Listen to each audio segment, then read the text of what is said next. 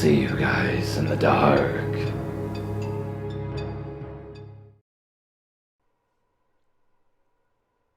You should know that my mom had a brother who died of a heart attack in 2005. He was in his late 40s and left behind his 2 kids and his wife. His children, Ron and Christy. Christy was older than Ron and I by 4 years. She had just had a baby a year prior to all of this. Their mom is my Aunt Sheila. When my uncle passed, the entire family broke apart. He and my aunt and Ron all lived in the house my grandmother had purchased since my grandma no longer lived there. She decided to snowbird with my grandfather a few years before this. After my uncle passed, getting in contact with Sheila, Christy, and Ron became progressively more difficult. We wanted to be there for them and my mom, who was very good friends with Sheila, felt like she needed her too. But that wasn't happening. Nothing was as it seemed. One day, after many calls went unanswered, my mom and I drove to the house my aunt, Christy, Ron, and Christy's baby were staying in, to find most of their belongings gone, and the house was destroyed. Curtains were ripped from the walls, tables were flipped, the garage window was smashed. Other than that, it was just overall very unclean, and we could tell that my grandmother's house was not being taken care of prior to whatever the hell had happened in the past 2 weeks to make it look broken into. Which at first we thought it was broken into. When we saw all the belongings were missing, we knew that Sheila and the kids had just left. We called every phone number we could looking for them, until finally we were able to reach them at Sheila's mother's house in Florida, where she picked up the phone and just said, "Fuck all of you." She then hung up, which was odd since our family had always been so close. We went on vacations every single year, had Friday night sleepovers, and Sunday dinner every week. A lot happened very quickly after that. We found divorce papers in the abandoned home. They were signed only by Sheila. The woman who lived across the street from the house stated she noticed that when Sheila got the mail, she would hide some of the envelopes in her purse. My grandmother noticed a decrease in her finances, and it was soon learned that Sheila was taking checks my grandmother would send for utilities and other house maintenance and house payments, and as a result, this house went into foreclosure. We learned that Sheila had stolen over $15,000 from my grandparents. We learned that Sheila was having an affair prior to my uncle's death with a good friend of his. It was a mess. It took weeks for my mother and I to get that house in preparation to sell, but we finally did. The house sold, but our family was gone, and we were left to sit in a giant puddle of whatever this is. But some people are just bad. Sheila was bad, and able to put up a front and pretend otherwise. She was stealing, cheating, lying for over 5 years that we know of. But she was out of our lives, and we did our best to just move on. Let's talk about Ron. Ron was always a big kid. When he was younger, it took him years to speak words. School teachers and doctors would tell Sheila and my uncle that Ron might have some kind of mild mental retardation, but they didn't accept that. He was never treated for this. When we were teenagers, he had developed a bad temper and would do some things that scared me and my brother. He would throw the house cat, play fight too rough, and do some really inappropriate things. When AOL and AIM was a big thing, Ron would go through my friends list and start talking to my friends in high school. He would tell them that he and I wanted to get together with them. They'd come to school, asking me about it, and I sat there just clueless. He would start conversations in a friendly way, and slowly begin telling them things about his genitals, asking about theirs. And if they asked him to stop, he'd start expressing how hard his life has been, and how nobody loved him. This did not stop after high school. When MySpace and Facebook became a thing, he would continue to go through my pictures and friends and do the same thing. Almost all of my friends ended up blocking him, or threatening to end a friendship with me because of what he would do, along with what he would always say. One friend told me that he just showed up to her workplace one day and just watched her. He left after a manager approached him. My friend never wanted to be harsh with him because they knew that he had lost his dad, seen his mom with another man, and above else, probably had some sort of disability. But these girls had boyfriends, and jobs, and a life. Ron was really starting to take a toll on them. Years had passed. We're looking at my early 20s now, and about 6 years ago, My grandparents never blamed their grandkids for the wrongdoing of their mother and continued to want a relationship with both Ron and Christy. Honestly, I liked it too. Christy had 3 other children at this point, and I loved having them around. Ron was living with Christy and her family. It had been a few years since I had seen them, and I could see that things had changed. He was different, less angry and more patient, kind of sweet. He was a good uncle to Christy's kids. He would make them laugh and carry them on his shoulders. My boyfriend at the time thought Ron was a funny kid, and they became friends. Before I knew it, Ron was spending more and more time at our house. During the time of this story, I had a boyfriend named Greg. He and I lived in an in-law apartment beneath my parents' home. The upstairs had 3 entrances, a front door, a porch, and a garage door, which leads into the family room. Most people come in through the garage door. When you first walk in, you're in my parents' family room, and with a bathroom to the right. The porch is straight ahead. There's another door next to the bathroom, and this leads to my apartment, which I'll get into. My parents' kitchen is a part of the living room. No walls or door dividing it, but there is a door that separates the kitchen from the dining room and the living room. Think one long open floor plan, a hallway that leads to a bathroom on the left, another door where the shower is, and another door where my parents' bedroom is. Back to the hallway, 2 more bedrooms on the right, and my parents' master bedroom is on the left, where my dad keeps a BB gun in his nightstand. Downstairs where I lived is less important to need the layout, but you should know that there is 2 entrances from the outside, and then a staircase that leads upstairs next to one of my parents' bathrooms near the family room. Also note that I have 2 kittens, and my parents have a black lab shepherd mix. I know this may all seem like a lot, but there's a point, I promise to it. Ron, Greg, and I had been spending a lot of time together. His mom had recently married my uncle's best friend, and he was feeling a bit lost.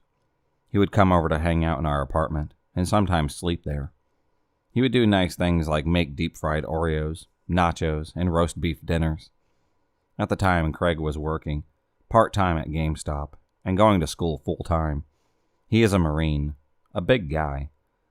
I was working at a daycare for people who had developmental and physical disabilities, and was out of work at 3 p.m. every day. My mom was visiting my grandparents in Florida, and my dad was in between jobs, currently taking care of his uncle an hour away who had Alzheimer's. Ron started staying with us for long periods of time, stating that he didn't feel comfortable at Christie's or with his mom. Greg and I understood completely, and he began staying nights at a time.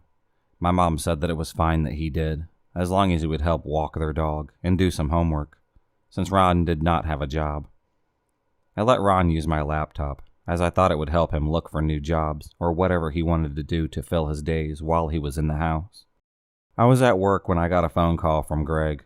He was about to leave from class when 3 police officers arrived at our door. He wouldn't say much, because he didn't know much, but said that they were questioning Ron and taking my computer. Greg didn't have a car, and we shared mine, so I asked him to come pick me up. Without my parents there, I felt it was the responsible thing to do. I get home as the police are leaving. Ron turns to me and just says, "I didn't do anything wrong." A police officer pulled me aside, asking if the laptop was mine. I said yes. He asked if Ron had been using it. I didn't answer him, and instead asked him what this was about. The officer told me that he knew there was something missing in my cousin. It pissed me off that he said that. He told me my cousin was accused of speaking to underage girls on the laptop, and it had to be taken for a few days. Greg and I begged Ron to just tell the truth. If he had done something by accident, or didn't know their age, or if they lied about their age, it was okay, and we could figure it all out. Ron admitted to nothing, boldly stating that he had never interacted with anyone other than people that he knew. He was convincing, and even though I remembered things that he had done in the past, I overruled them with the thought that Ron would never purposely speak to anyone inappropriately if he knew that they were underage. Greg and I started getting more annoyed with Ron. When he walked the dog, he would get annoyed and yell at her if she didn't do her business fast enough.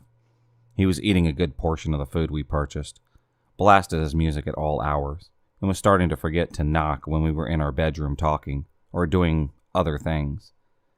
One day we finally decided that we had to talk to my parents and have him stay somewhere else. They agreed. I didn't want to tell him, so unfortunately my dad had to.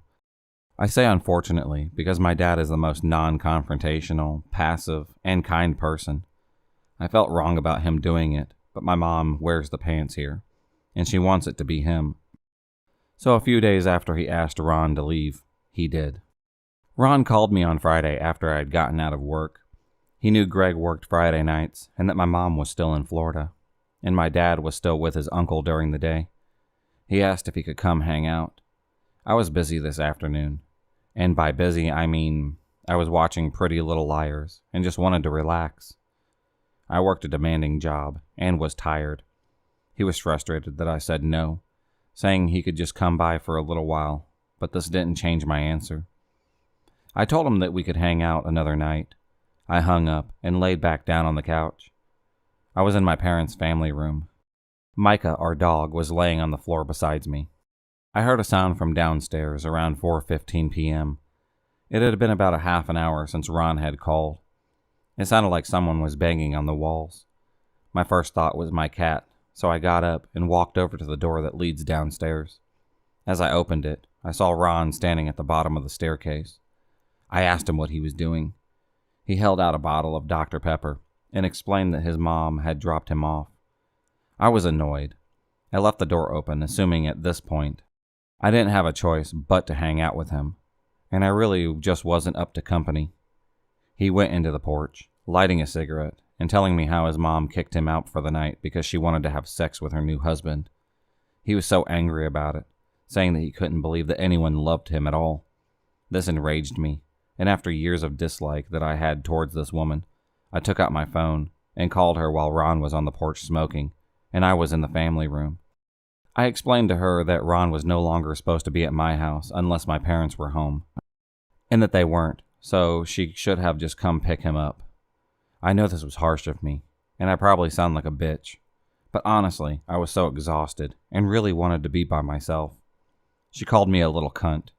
I called her a lying bitch and asked her what kind of mother dumps their kid so that they can fuck someone. She hung up on me. I laughed about it because I never gotten to even give her the tiniest piece of my mind. I went to the porch and told Ron that I kinda yelled at his mom, thinking he might be happy someone stood up for him. Maybe I was also thinking of myself when I stood up for him, but I still did it. Instead, Ron put out his cigarette and began pacing the porch, putting his hands over his head as he did. I knew that I fucked up. I hurt his feelings, and I started something that I shouldn't have. I was being selfish. I apologized to him. His response was throwing the plastic table on the porch against the window and barging out the door leading outside. Now I felt shitty. I called my mom, and she said not to let Ron back in. She had just gotten off the phone with a police officer earlier that afternoon, and they found some really crucial evidence that Ron was knowingly speaking to young girls. She didn't want him in the house and asked that I locked all the doors. So I went around to every single door and locked it. I started upstairs and made my way down. When I had gotten to my apartment, I noticed that my cats weren't inside, begging for snacks like usual. I figured I'd get to the doors after I found them. They were locked in the bathroom. Also in the bathroom were all of Ron's bags, which he carried his belongings in. Sitting on top was a knife. I'm aware that anyone can have a knife, but I didn't like that it just sat on top of the giant bag. So I put it inside his bag, let my cats out of the bathroom, and picked up the bag, so that I could maybe place it outside. I went to the garage and put the bag there, so that when he needed to come back and get it, I could just unlock the garage door, or bring his bag outside to him. An hour had passed. I heard a glass smash from what sounded like behind me. I was now in the family room upstairs again. I heard it again, and knew it was coming from the garage. I wanted to open the door, but was scared. After a couple of minutes of silence, I opened it up just a little, and saw that the glass window of the garage door had been broken. I heard the sound of someone walking to the outside porch that led outside into the indoor porch. I forgot to lock the door that brings you in that way, but I did lock the glass slider that leads from the porch to the family room. The door opened, Ron just stood there, clenching his fist, which was bleeding at this time. He demanded that I open the door. I shook my head and asked if I should call an ambulance. He started screaming at me, saying that he'll find a way in, and then calling me a little bitch. Just wait until I do. I called my mom, and she told me to dial 911. Then my grandparents intervened, telling me not to. They begged me not to, reminded me that Ron had a temper and disability issues. Now, with the pedophile accusations, he'd surely be looking at prison if I called the police. I was on the other side of the house, near the bedrooms now. I grabbed the BB gun and brought it into my parents' bathroom with me. Micah was close by, panting, but not really doing much else. Everything was silent, and I was starting to think that he had left. I hung up on my mom and grandparents and called my aunt, who lived about 20 minutes away from us. I also called my best friend, who was closer than that. I told them that I didn't know if he was still there, and if he was by the time that they got there, then to disregard my grandparents and call the police, and not step out of their cars. A few moments after hanging up, I heard the sound of things being moved in my apartment. More screaming this time. Ron was saying that he'd break my fingers, and when I moved the BB gun, all the pellets fell out of the back. I had no idea what I was doing. It was quiet again, and I heard my downstairs door to the outside slam shut. I got up and ran to the living room upstairs, looking and watching as Ron climbed the driveway, with his bag in his hand. A few minutes later, my aunt and best friend showed up at the same time. We walked around the house and saw that he had broken the storage window, one of my downstairs bedroom windows, and had smeared his blood all over my furniture, my bed sheets, and my doors. I should have called the police, but there was a part of me that felt guilty, felt bad for him, and there still is a part of me that does, but I should have just called the police. I wish this was the end of that. The police did not clear my laptop, but suggested that I did clear it. A few weeks after this, I went to log into my own Gmail and saw that the computer was still logged into Ron's. I read the conversations for myself and knew that these little girls and boys were victims, and he was preying on them. Not only that, but I saw that he was sending multiple pictures of me, some with clothing, some not, some sleeping, some changing out of my clothes. Most taken from outside, and was sending them to complete strangers. He told them that he fucked me all the time, and that I was his cousin, like he was proud of this.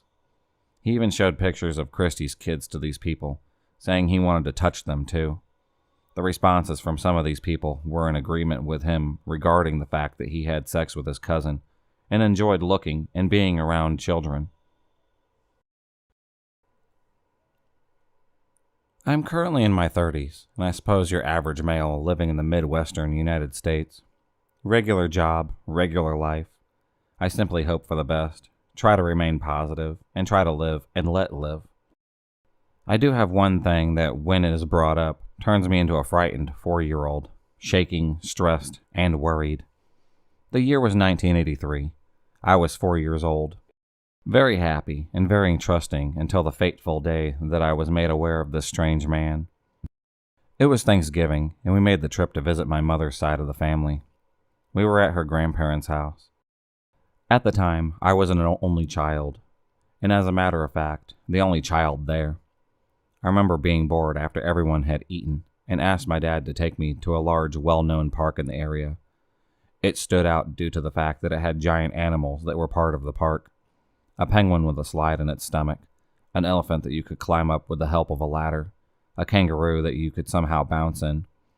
Anyways, you get the point. My dad jumped at the chance to get out of the house and away from everyone. He was a stranger here. There were in-laws he never really knew, cousins, aunts, and uncles, great-grandparents, not to mention the friends of these people, all really tight-knit and knowing each other for years. We arrived at the park, and my first impression when pulling up was the number of kids running around. I noticed the occasional parent as well, keeping a watchful eye on their children. My dad told me that he would watch me from the car, and to go have fun with the other kids. I jumped out of the back seat and scrambled to the penguin first. I remember bonding with the other kids. I have, of course, never met any of them before, but kids seem to be a natural tendency to flock together. Trust one another and simply play. I was running around like most of the children, going from the slides to the swings, and eventually grew tired and sat on a bench. It had only been about 15 minutes since I had arrived, and was planning on being there for several more hours. I then noticed him, a man that stood out. I could tell even as a 4-year-old that he did not belong here. He was dressed in a trench coat, a hat that matched, and kept looking around, staring at different kids. In my childlike mind, he resembled Inspector Gadget. I knew immediately that he was up to no good. He was looking for an unintended child. He then eyed me, my dad being in the car several hundred yards away. He made the mistaken assumption that I had somehow, as a 4-year-old, made it to the park alone. I was then on high alert. I tried to start playing again, but all the joy of the day had been sucked out by this creep. I went down a slide, only to see that he had skulked over to me like a wraith, watching and waiting. I couldn't bear the tension or the fear, so I ran as fast as possible back to the safety of my father and the car.